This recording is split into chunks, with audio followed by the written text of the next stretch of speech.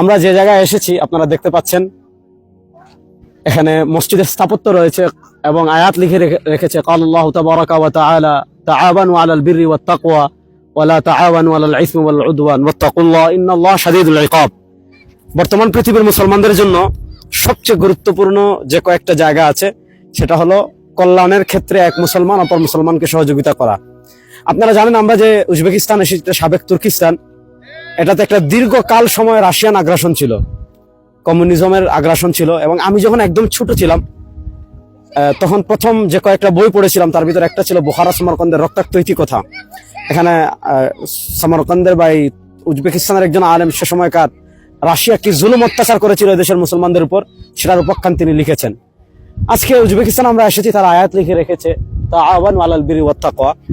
সেই রাশিয়ান বিপ্লবের সময় যদি পৃথিবীর মুসলমান উজবেকিস্তানের পাশে দাঁড়াতো তাহলে এটার আজকে যে পরিস্থিতি আমরা দেখছি এমন হতো না। আজকে আমরা গাজার অবস্থা দেখছি, গাজায় মুসলমানরা নির্যাতিত হচ্ছে, তার চতুর্পাশে আরাবিয়ান মুসলিম কান্ট্রি, মিশরের কথা বলেন, সৌদি আরবের কথা বলেন, দুবাইয়ের কথা বলেন, কাতারের কথা বলেন, বাহরাইনের কথা বলেন, তারা সব মুসলমান। তো তারা যখন বুক বিলাসে ডুবে আছে, গাজা তখন রক্তবন্যায় ডুবে যাচ্ছে। আমাদের করণীয় কি তাআওয়ানু আলাল বিররি ওয়াত তাকওয়া। আমরা কল্যাণের পথে, ন্যায়ের পথে এক মুসলমান অপর মুসলমানকে সহযোগিতা করব, তার পাশে দাঁড়াবো।